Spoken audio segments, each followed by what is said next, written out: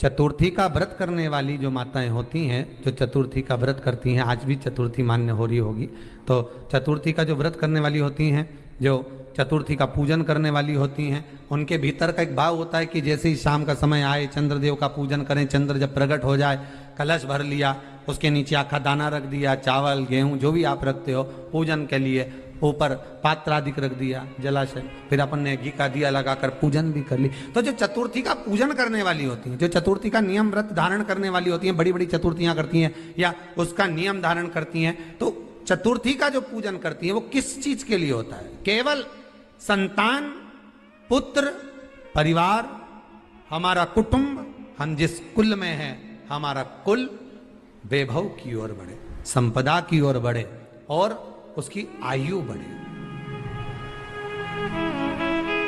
उसकी आयु बढ़े, वैभव बढ़े। बहुत ध्यान दीजिएगा महाराज, चतुर्थी की पूजन में जो आप आखा दाना रखते हो, गेहूं वगैरह कुछ भी जो भी रखते हो, उसकी बड़ी महत्वता होती है महाराज।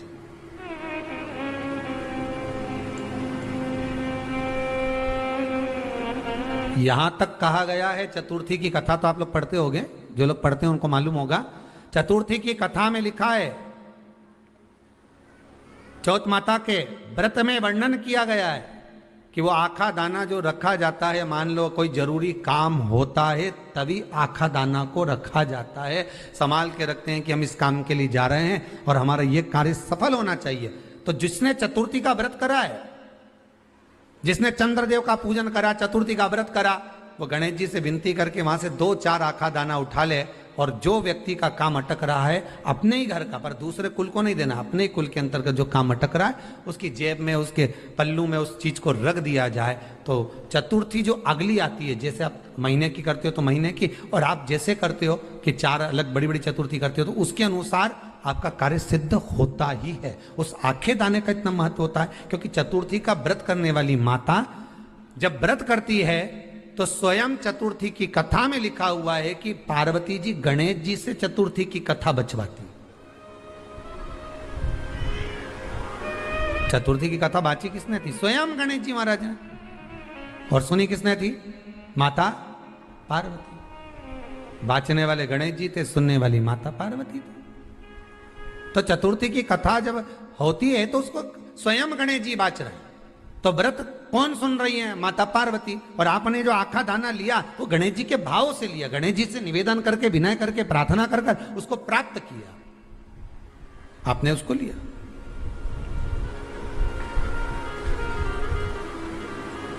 फल प्रदान कर देता है, कार्य की सिद्धता देता है। और एक और चीज ध्यान रखिएगा,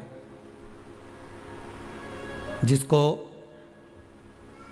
पथरी की बीमारी हो या किडनी लीवर में कोई तकलीफ उत्पन्न हो जाती है, डायलिसिस चल रहा हो या डॉक्टर बोल रहे हो कि चेंज करना पड़ेगा, तो उसके पहले कोई सी भी 4 चतुर्थी, कोई सी भी 4 चतुर्थी, सफेद दुर्वा, जब गणेश शिव महापुराण की कथा बातचीत थी पिछले वर्ष की, शायद हमारे चैनल पर डली होगी, आप जब जाएंगे तो उसमें प्राप्त होगा। तो सफेद दुर्वा, और दुर्वा का भी वर्णन करा था कि दुर्वा कहाँ से उत्पन्न हुई थी, दुर्वा का भी व्याख्यान वर्णन करा था कि दुर्वा का महत्व क्या है, इसको अमृत क्यों कहते हैं, उसका भी वर्णन करा गया था कि सारे पेड़ पौधों को काट कर पटक दो वो सूख जाते हैं, पर दुर्वा को भले काट लिया 1 साल बाद वापिस ले जाकर डाल दो और पानी के अंदर दुर्वा हरी हो जाती है, अमृत कहते हैं उसको। तो उसमें सफेद दुर्वा, जिसका किडनी लीवर का प्रॉब्लम होता हो, उसको सफेद दुर्वा बालचंद्र का स्मरण कर कर 7 बार घुमाकर वो सफेद दुर्वा सुबह के समय खाली पेट थोड़ी सी दुर्वा का भाग दांतों से चबा चबा कर उसको निगल लेना चाहिए। पथरी होती है तो 15 से 20 दिन में वो बाहर निकल जाती है, किस मार्ग से निकले, यूरिन आदि के माध्यम से वो बाहर हो जाती है। और अगर किडनी लीवर की प्रॉब्लम होती है, डायलिसिस चल रहा होता है, तो उसमें भी आपको सुख की प्राप्ति होती है। हफ्ते में अगर 2 डायलिसिस हो रहे हैं तो हो सकता है बाबा चाहेगा विश्वनाथ तो 1 कर देगा, धीरे धीरे उसको फिर 4 चतुर्थी कर लीजिए। सफेद दुर्वा का स्मरण। सफेद दुर्वा कहाँ मिलती है? तो कहा जहां जलाशय होता है, जहां कुआं हो, बावड़ी हो, तालाब हो, पानी जहां भरा रहता है, उसके नजदीक में सफेद दुर्वा उत्पन्न होती, सफेद दुर्वा मार देती। सफेद दुर्वा का स्मरण शिव कथा कह रही है। अगला वर्णन किया है भगवान। तो बालचंद्र चतुर्थी का स्मरण करते हुए कहा कि आप जो व्रत कर रहे हो उस व्रत की पूर्णता में जिस भगवान का भजन कर रहे हो उस भगवान से पूर्ण फल की कामना हो आपकी। एक स्त्री, जितने पूरे विश्व में लोग कथा श्रवण कर रहे हैं, देश विदेश में बैठकर भक्त इस पवित्र प्रांगण में बैठकर कथा श्रवण कर रहे हैं, वो अपने भीतर एक उतारिएगा। पुरुष और स्त्री में एक अंतर है।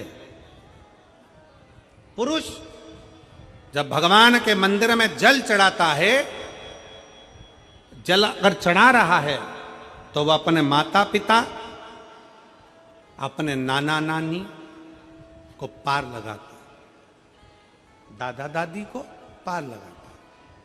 पर शंकर के मंदिर में अगर कोई स्त्री, कोई नारी, कोई लड़की, कोई कन्या, कोई बेटी, कोई मां, कोई वृद्ध भी अगर शंकर के मंदिर में एक लोटा जल चढ़ा रही है तो वो अपना मायका और अपना ससुराल दोनों की 71 पीढ़ी को पार उतार देती है।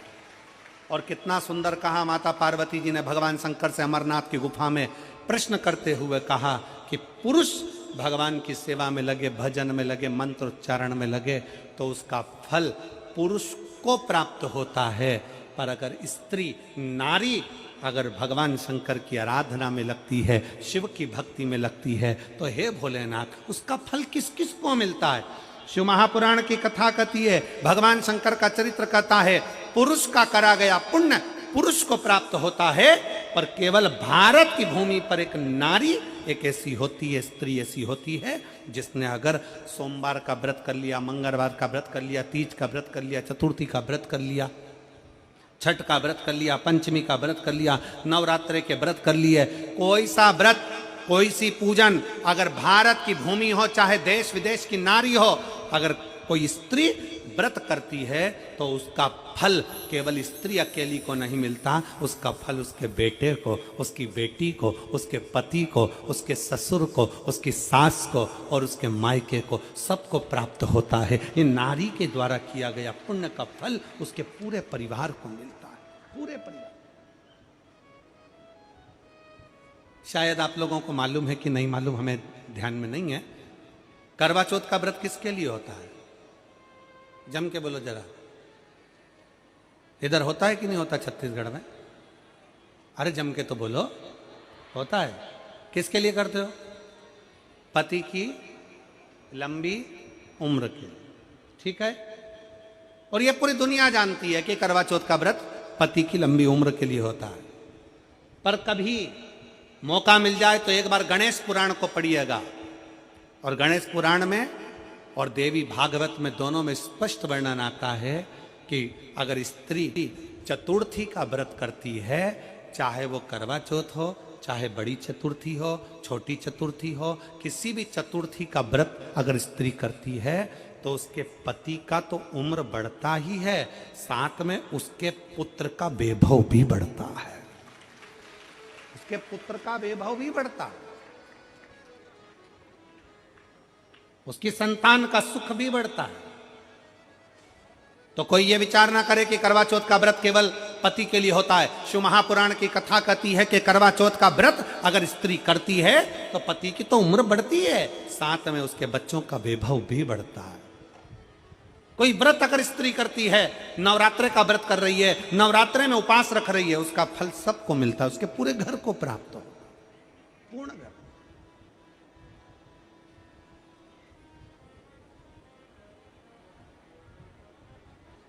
शिव तत्व,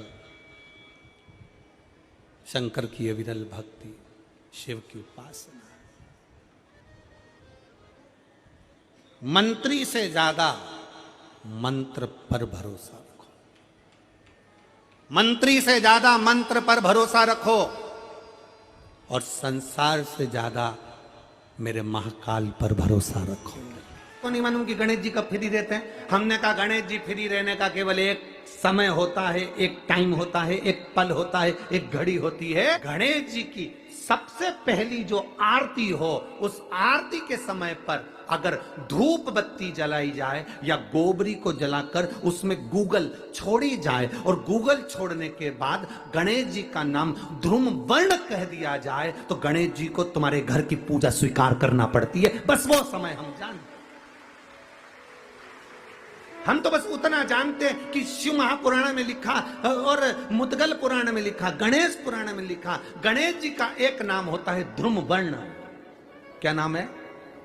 ध्रुम वर्ण गणेश जी का एक नाम होता है। जब हम धूप जलाकर और धूप लगाने के बाद में गणेश जी की सबसे पहली आरती करने के पहले, अगर हम सबसे पहली आरती गणेश जी की कर रहे हो, अपने घर में स्थापना कर रहे हो, बिठा रहे हो, और तुम चाहते हो कि गणेश जी मेरे घर में आके मेरी पूजा को स्वीकार करें और जो मांगू मेरा गणेश मुझे दे 10 दिन के अंदर, तो पहला नाम लेकर पुकार लेना ध्रुम वर्ण विनायक, बैठो, बस काम हो गया। वो फिर ही होकर आता, वो बैठता अलमस्तता में बैठता।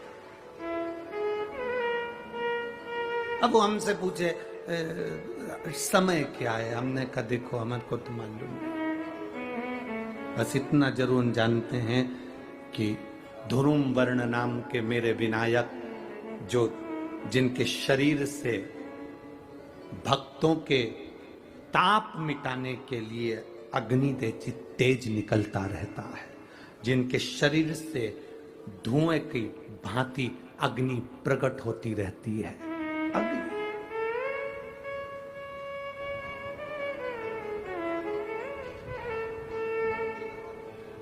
हम तो उनको पहचानते हैं जो दुनिया के ताप मिटाने के लिए प्रगटा, उनके शरीर से अग्नि धुआं तेज पुंज प्रकट हुआ। वो ध्रुम वर्ण विनायक साधारण, उसका केवल नाम उच्चारण कर कर भी अगर विराजित किया जाए, वो आया स्वीकार करेगा। 10 आप अभी तक बिठा लेते थे सिद्धि विनायक आओ, मयूरेश्वर आओ, भगवान को बल्लेश्वर पधारो, आपने बुलाया, आया, वो बैठा, हो ऐसा नहीं कि नहीं बैठा, पर हमें समय का भान नहीं हो पाया। हम किस समय पर भगवान को रिझाएं? परमात्मा को रिझाने का कोई समय होता है? भगवान को तो जब तुम्हारी मर्जी पड़ जाए, जब तुम्हारा दिल कर जाए, तब मेरे भगवान को रिझाने का प्रयास करो, वो तुम्हारे करीब में आकर बैठ जाएगा। जब तुम्हारा मन पड़े, जब तुम्हारी मर्जी पड़े। जिनको शुगर की बीमारी हो, बीपी हो, उनसे निवेदन करूंगा, गणेश जी का दांत जो टूटा हुआ है, उस टूटे हुए दांत के भाग की ओर 5 दुर्वा सफेद दुर्वा, पानी का जो जलाशय होता है, कुआं होता है, बावड़ी होती है, तालाब होता है, नदी होती है, वहां लगती है सफेद दुर्वा। 5 सफेद दुर्वा टूटे हुए दांत की ओर समर्पित कर दें। दोपहर में ठीक 12 बजे वही दुर्वा 5 मिनट बाद उठा लें और उस दुर्वा को एक दिन में सुबह खाली पेट एक दुर्वा को खा लें। महाराज, आपका शुगर और बीपी लेवल में मिलेगा। आपने मुझे दुर्वा समर्पित करी है, ये दुर्वा जो मुझे देगा वो वैभव प्राप्त करेगा, जो दुर्वा मुझे समर्पित करेगा उसके जीवन में रोग दूर हटेगा। शंकर भगवान कहते हैं, गणेश ये दुर्वा, इस दुर्वा का अलग अलग महत्व है। महाराज, कुएं के पास की सफेद दुर्वा, कुएं के पास की सफेद दुर्वा, यदि 41 दुर्वा प्रत्येक बुधवार को गांठ लगाकर गणेश जी को समर्पित कर कर वापिस उठाकर उस दुर्वा को खाली पेट, आपके घर में भी गणेश जी होंगे, उनको समर्पित करो, खाली पेट इस दुर्वा को केवल चबा चबा कर खा लो और आधे घंटे बाद पानी को पी लो। बुधवार की बुधवार 5 बुधवार करना, गणेश जी को चढ़ाना, सफेद दुर्वा को गणेश जी को समर्पित कर कर चबा चबा कर खाना। उदर की प्रॉब्लम, जो भी मसा आदि की प्रॉब्लम होती है, उदर से जुड़ी हुई होती है, जिस चीज से जुड़ी होगी, पेट की जितनी प्रॉब्लम होगी, आपको जितनी भी प्रॉब्लम होगी, वो सारी 5 बुधवार करना, 6ठे बुधवार को जरूरत ही नहीं पड़ेगी। कितनी भी प्रॉब्लम हो पेट से, कितनी,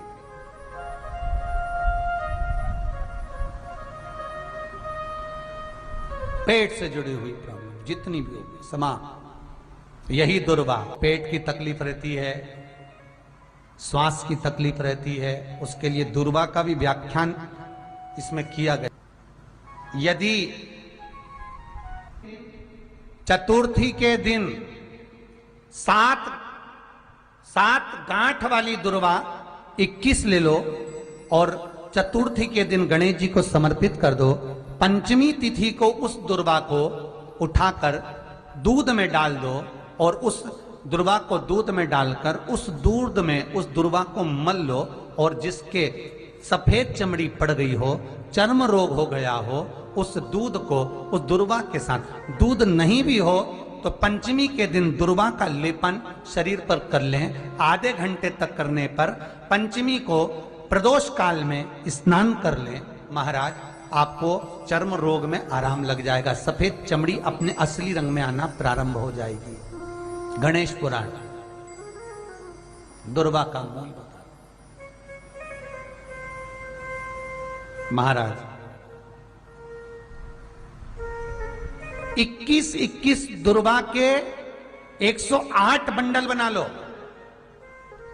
अगर एग्जाम में बैठ रहे हो, सरकारी परीक्षा में बैठ रहे हो, पास नहीं हो रहे, नौकरी नहीं लग रही, बहुत जगह इंटरव्यू दे दिया, 21 दुर्वा के 108 बंडल बनाओ, उसकी माला बनाओ और देवी के मंदिर में, माता जगदम्बा के मंदिर में, अर्थात जहां शंकर पार्वती पूर्ण परिवार विराजमान हो, ऐसे देवी के मंदिर में गणेश जी के गले में वो माला अर्पण करिया है, अपना नाम बोलकर और जिस एग्जाम में बैठ रहे हैं उसका भाव वर्णन कर कर महाराज, और वहीं से एक पुष्प लेकर अपने कमरे में जहां पढ़ते हो कांच की प्लेट में उस फूल को रख दीजिए और दूसरे दिन एग्जाम के लिए चले जाइए। आपको उसका फल अवश्य मिलेगा, अवश्य मिलेगा, आप उसमें उत्तीर्ण होंगे, फल प्राप्त होगा। दुर्वा सुख का अनुभव करा देता, आनंद का अनुभव। घर में शांति ही ना रहती हो, सुख ही नहीं है,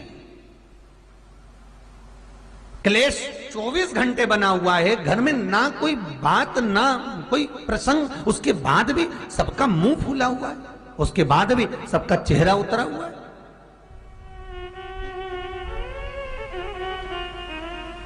जिस घर में सुख और शांति ये दोनों चीजें नहीं हैं, वो निवेदन है लाल वस्त्र में लाल फूल रखकर उसमें थोड़ा धना, धना जानते हो, वो खड़ा धना आता है, धना पाउडर नहीं, धना, हरा धना, और 5 गोल सुपारी, जो गोल सुपारी होती है पूजन वाली सुपारी, 5 पूजन वाली सुपारी, 5 बेलपत्र इस लाल वस्त्र में रखकर घर के मध्य भाग में पूरे घर का केंद्र बिंदु मिला लो, पूरे घर का नाभि कोण मिला लो, पूरे घर का नाभि स्थल, मध्य स्थल मिलाकर वहां पटे पर रखकर कुंकू चावल से पूजन कर कर उस पर 3 बार पानी को फेर कर भगवान श्री गणेश जी महाराज के मंदिर में बिना बोले जो रखकर आ जाता है, उसके घर में कभी क्लेश नहीं होता, सुख और शांति ये दोनों प्रवेश कर जाती है।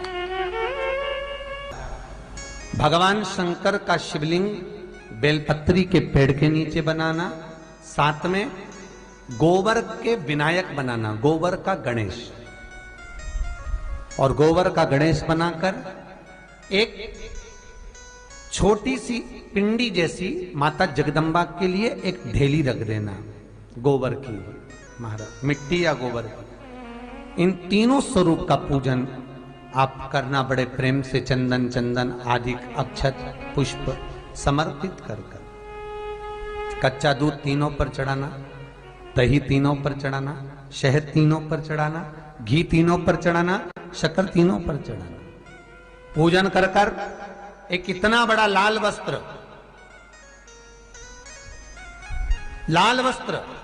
उस लाल वस्त्र पर अपने हाथ के छापे बनाकर कामना कर कर कि हम पति पत्नी में कभी झगड़ा ना हो, प्रेम बढ़े, क्लेश ना हो, आनंद बढ़े, छापे लगाकर उस वस्त्र से उन मूर्तियों को ढाक देना। पूजन कर कर घी का दिया लगाकर ढाक दीजिए। 108 चावल के दाने लेकर एक एक चावल का दाना अपनी कामना कर कर उस वस्त्र पर डाल दीजिए। वस्त्र का चावल अपने ऊपर बाद में छिड़क लीजिए। मूर्तियों का पूजन कर फिर वापस पूजन कर कर विसर्जन कर दीजिए। अगर अदालत में केस भी चल रहा होगा तलाक तक का, तो भी प्रेम बढ़ सकता है और आपका जीवन सुखमय हो सकता है, आनंदित हो सकता है। कोई पैसे नहीं दे रहा, अवश्य करें। कोई धन नहीं लौटा रहा, अवश्य करें। कहीं किसी कंपनी में आपका पैसा उलझ गया है, नहीं मिल रहा है, अवश्य करें, मिलेगा फल।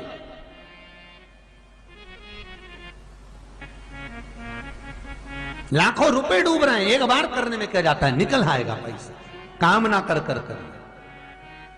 निवेदन है आपसे, दिन तुम्हारा प्रदोष का व्रत रहता है, जिस दिन तुम्हारा एकादशी का व्रत रहता है, जिस दिन तुम्हारा सोमवार का व्रत रहता है, जिस दिन तुम्हारा मंगलवार का व्रत रहता है, जिस दिन तुम्हारा कोई व्रत रहता है, सबसे ज्यादा गुस्सा तुम्हें उसी दिन आता है। सबसे ज्यादा क्रोध किस दिन आएगा? उसी दिन आएगा। क्यों? क्योंकि तुमने जो व्रत करा, उस व्रत में तुम्हारे मुख से ऐसा शब्द निकलना चाहिए, ऐसा शब्द निकलना चाहिए जिसके कारण तुम्हारा करा हुआ सारा व्रत बस गलत बोलने से, आड़ा टेढ़ा बोलने से, अपशब्द बोलने से वो व्रत पूरा की पूरा खंडित हो जाए, पूरा खंडित।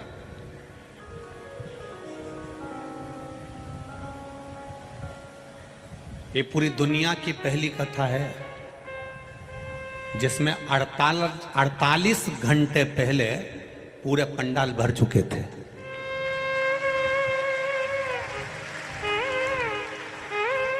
ये दुनिया की पहली कथा है। इतने बड़े बड़े पंडाल 48 घंटे पहले भर चुके थे और कई कई मैडम हो नवाएंगी खजूर वाली चोटी कर करके और कहेंगी हमको आगे बैठने दो, तुम हमें पहचानते नहीं हो। तो मेरा निवेदन है, हम किसी को नहीं जानते, हम सब इकट्ठे और महाकाल के पट्टे हैं। बहुत सारे आएंगे, आग दिखाएंगे, तुमसे कहेंगे तुम बाद में मिल लेना, तो कह देना जिसने कहा बाद में मिल लेंगे, हम उनसे बाद में, हम क्या मिलेंगे, महाकाल राजा मिलेगा। आपसे निवेदन है, विचार करना। ये 48 घंटे से बैठे हैं। कितने घंटे से? 48 घंटे से आस लगा के बैठे हैं। 2 दिन हो गए इनको ऐसा कैसा डेरा जमाए हुए, ऐसी कैसे बैठे हुए, बस एक आस लेके बैठे हैं। 1 बजेगी, 4 बजे तक कथा मिलेगी, वहीं खा रहे, वहीं रह रहे। भक्त लोग सेवा में लगे, कोई केला बांट रहा, कोई बॉटल बांट रहा, पानी दे रहा, कोई कुछ ले कर दे रहा, कोई बिस्कुट दे रहा, अपनी जगह पर 48 घंटे से बैठकर कथा का इंतजार कर रहे हैं। और तुम 2 मिनट में न लाइन खींच के, न डब्बा भर के, न धागा से नोच भाई के, तुरंत जाके बैठ जाओ। नहीं, कथा में हम आगे बैठे तो फिर तुम सोचो कि महाकाल राजा है, वो साधारण नहीं, न्याय बहुत प्रबल करता है, उसको तुमने अभी जाना नहीं है। बहुत करो भजन, स्मरण करिए, भक्ति करिए, नाम जाप करिए, नाम कीर्तन करिए, मंत्र जाप करिए, भगवान की भजन करिए। अवंतिका नगरी में जितने दिन रहो, उज्जैन की नगरी में जितने दिन रहो, जितने दिन महादेव की पावन धरा पर, कंकर शंकर की भूमि पर रहो, 84 महादेव की धरा पर रहो, अवंतिकापुरी में जितने दिन रहो, काल भैरव की धरा पर, मां हरसिद्धि की धरा पर, चिंतामन गणेश की धरा पर जितने दिन निवास करो, उतने दिन तुम्हारे मुख से श्री शिवाय नमस्तुभ्यम निकलना चाहिए। पल पल में जपना, पल पल में भजन करना। वो राजा है, अपनी प्रजा से रोज मिलने जाता है। मेरा विश्वास करता है दुनिया में कहीं किसी राजा की सवारी नहीं निकलती, केवल उज्जैन में महाकाल राजा की सवारी निकलती है। प्रतिदिन हर सोमवार बड़े से बड़े फंक्शन में, सावन हो, भादो हो, कुंवार हो, कार्तिक हो, कोई भी अधिक मास हो, मेरे महाकाल बाबा अपनी प्रजा से मिलने के लिए साथ निकलते हैं केवल उस प्रजा का हाल जानने के लिए, तो मेरा विश्वास कहता है अभी भले महाकाल राजा की सवारी ना निकले, पर मेरा विश्वास कहता है वो ताले तोड़कर रोज 7 दिन तक तुमसे मिलने के लिए आएगा, प्रतिदिन आएगा।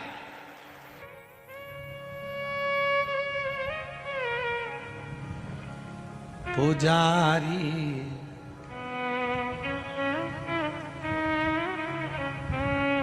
पुजारी खोल जरा पटरा,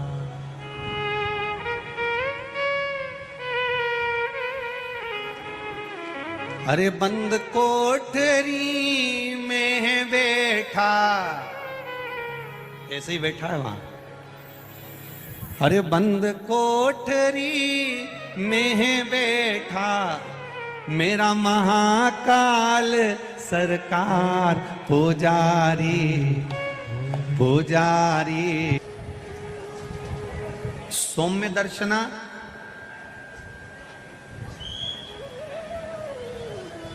जो राजा भर्तरी राजा विक्रमादित्य की माता है, जो रोज प्रतिदिन भगवान शंकर के मंदिर जाना, शिव जी पर जल चढ़ाना, शंकर का गुणगान करना, शिव भक्ति को करना, शिव भजन को करना, शंकर भगवान के स्मरण में डूबी रहना, वो कोई साधारण नहीं है।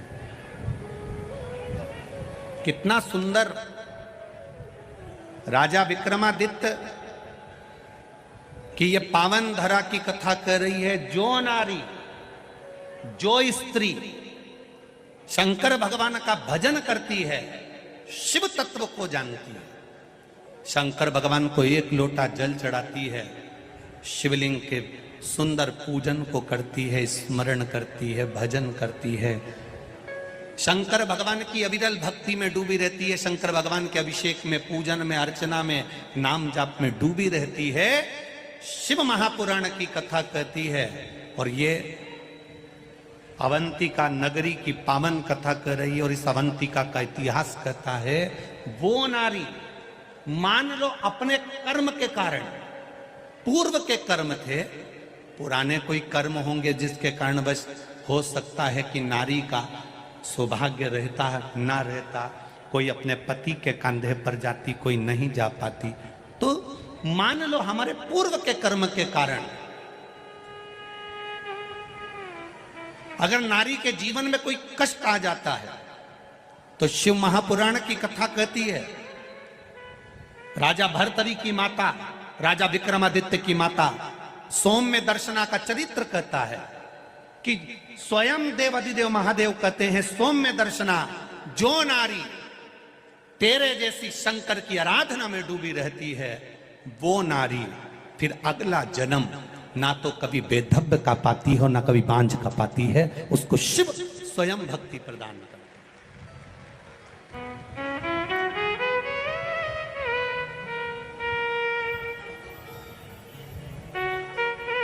माता लक्ष्मी एक बार भगवान विष्णु से प्रश्न करी है कि ये सारा ठाट भगवान नारायण, आपको बैकुंठ का राज्य कैसे मिला, आप बैकुंठ के अधिपति कैसे बने, आपको ये बैकुंठ कैसे प्राप्त हुआ?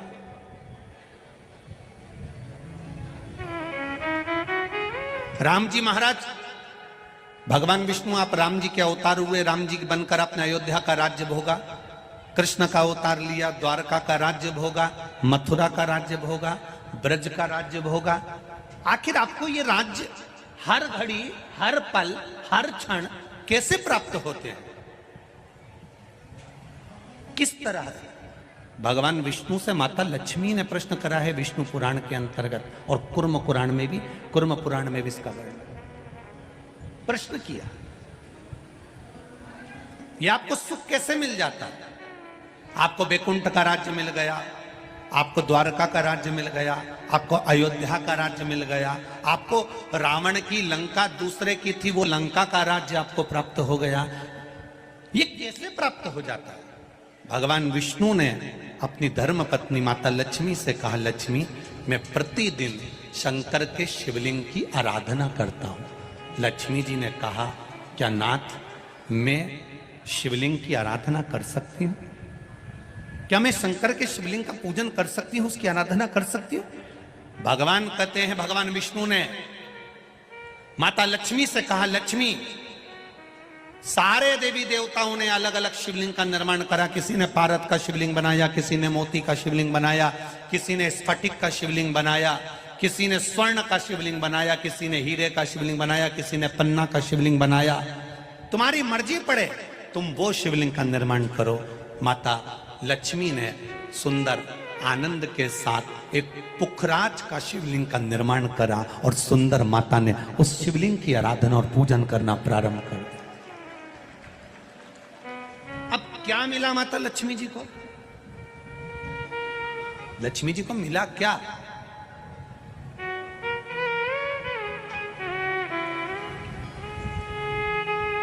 क्या प्राप्त हुआ माता लक्ष्मी जी?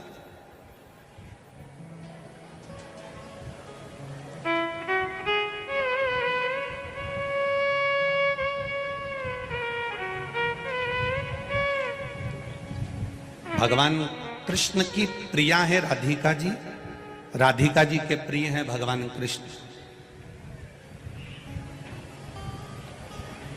राम जी को बीच में कुब्जा भी मिली, सुपनखा भी मिली, पर मेरे नारायण को बहुत कुछ प्राप्त हुआ, पर आज भी लक्ष्मी जी को क्या मिला है? तो कहा, लक्ष्मी तुम किस चीज के लिए शिव जी की आराधना कर रही हो? लक्ष्मी जी कहती हैं, बस आपके चरण की सेवा मुझे दिन रात मिले। नारायण कहते हैं, मैं तो भगवान शिव के सेवा में लगा रहता हूं और आप मेरे चरण की सेवा मांग रही हो? तो मेरे चरण की सेवा इससे नहीं मिल सकती। कोई देगा तो वो देवाधिदेव महादेव ही दे सकते। घोर तप माता लक्ष्मी ने करना प्रारंभ करा। शिवलिंग का स्नान कराती, शंकर भगवान का अभिषेक करती, शंकर भगवान की पूजन करती, शिव जी का सुंदर आनंद से श्रृंगार करती। मेरे देवाधिदेव महादेव, मेरे काल अधिपति महाकाल राजा, मेरे विश्वनाथ भगवान स्वयं उस शिवलिंग में से प्रकट होकर बोले, लक्ष्मी तुम्हें क्या चाहिए? लक्ष्मी जी कहती हैं, प्रभु आपने मेरा विवाह नारायण के साथ तो कर दिया, पर नारायण दिन रात आपकी सेवा में लगे रहते हैं, तो उनके चरण मुझे नहीं मिल पाते। शंकर भगवान ने कहा, मैं वचन देता हूं लक्ष्मी, तो उनके चरणों में सदा विराजमान मिलेगी।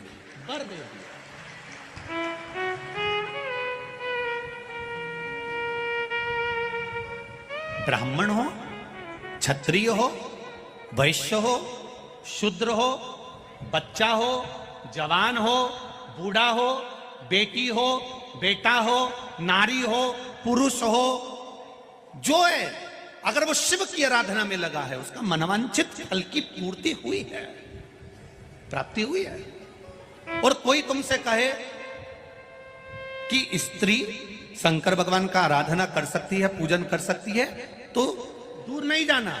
ये जो शिव पुराण है हमारे पास में, गीता प्रेस गोरखपुर की, उसका दर्शन मैं आपको करा देता हूँ। ये शिव पुराण गीता प्रेस गोरखपुर की है, तुम भी बाजार से लेकर आना। इसका 73 नंबर का पेज निकाल कर पढ़ना विद्येश्वर संहिता में से। उसमें लिखा हुआ है, जो नारी शंकर भगवान का स्नान कराती है, श्रृंगार करती है, पूजन करती है, वो संसार सागर से मुक्त होकर मां पार्वती की परम सखी बनकर विराजमान होती है। यह विद्येश्वर संहिता कह रहे।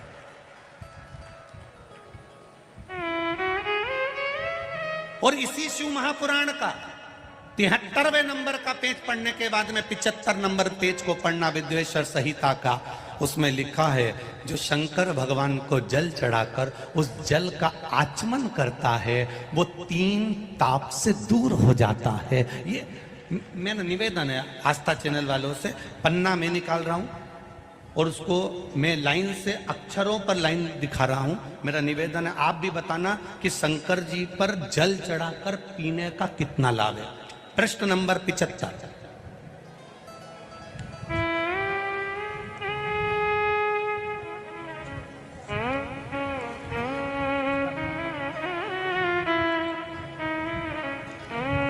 अब आस्था चैनल से निवेदन है, और आप सब भी एलसीडी पर ध्यान देंगे और अपने अपने मोबाइल पर भी, जितने लोग टीवी पर कथा सुन रहे हैं वो, मोबाइल पर सुनने वाले वो, जो लोग कहते हैं शिव जी पर जल चढ़ा हुआ नहीं पीना चाहिए, उसके लिए मेरे वेद व्यास जी लिख रहे हैं, पेज नंबर 75, विद्येश्वर संहिता, ध्यान रखिएगा।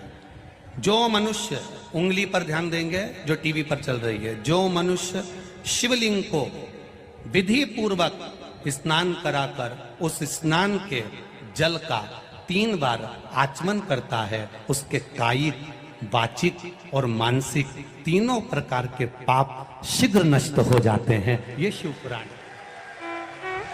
अब शंकर भगवान के शिवलिंग पर चढ़ा हुआ नैवेद्य, शंकर भगवान के शिवलिंग पर चढ़ा हुआ प्रसाद खा सकते हैं कि नहीं खा सकते? कोई कहता है महाराज जी स्वान की योनि हो जाएगी, कुत्ता बन जाओगे, कोई कहेगा ये बन जाओगे, कोई कहेगा वो बन जाओगे। अब उसको पढ़िए, पेज नंबर 75, शिव महापुराण, विद्येश्वर संहिता। मेरी उंगली चल रही, वहां पर ध्यान देना। भगवान शिव का नैवेद्य अग्रह है। इस भगवान भावना को मन से निकाल दें कि शिव जी का चढ़ा हुआ प्रसाद नहीं खाया जाता, ये भावना मन से निकालें। शिव के नैवेद्य को देख लेने मात्र से भी सारे पाप दूर हो जाते हैं, खाने की तो बात ही दूसरी है। अब क्या लिखा है अगली लाइन, उसको खा लेने पर तो करोड़ों पुण्य अपने भीतर आ जाते हैं। आए हुए शिव नैवेद्य को, जो शंकर का प्रसाद है, शिव जी पे चढ़ा हुआ नैवेद्य है, अगर वो आपके सामने आ जाए, उसको सिर झुकाकर प्रसन्नता पूर्वक खा लेना चाहिए। जो शंकर के चढ़े हुए नैवेद्य को ये कह देता है कि थोड़ी देर से खाऊंगा, वो पाप में लिप्त होता चले जाता है। यहां तक उसका वर्णन किया, वो मनुष्य पाप में बंध जाता है। इसलिए शंकर को चढ़ा हुआ नैवेद्य, भगवान का बस केवल नैवेद्य का दर्शन ही हो जाए तो जीव कोटि कोटि पुण्य प्राप्त कर लेता है। वो शिव तत्व है, ये शिव महापुराण है। अब आज के जमाने में नए नए पंथ बन गए, नए नए पंथ चल गए, तो उन्होंने अपने को उठाने के लिए शंकर जी की निंदा कर दी। शिव जी के मंदिर मत जाना, शंकर का प्रसाद मत लेना, शिव जी को देखना मत, शंकर के द्वार मत जाना। हम किसी पंथ की पुस्तक की बात नहीं करते, क्योंकि सबने अपने अपने पंथ बनाए, तो सबने अपने अपने भाव से लिखा। हम वेद व्यास जी ने जो विद्येश्वर संहिता में लिखा, उस शिव महापुराण का वर्णन करते हैं, जो आपने 75 नंबर पेज, गीता प्रेस गोरखपुर की शिव महापुराण पुस्तक का आनंद करते हुए इस पुराण में पढ़ा, विद्येश्वर संहिता।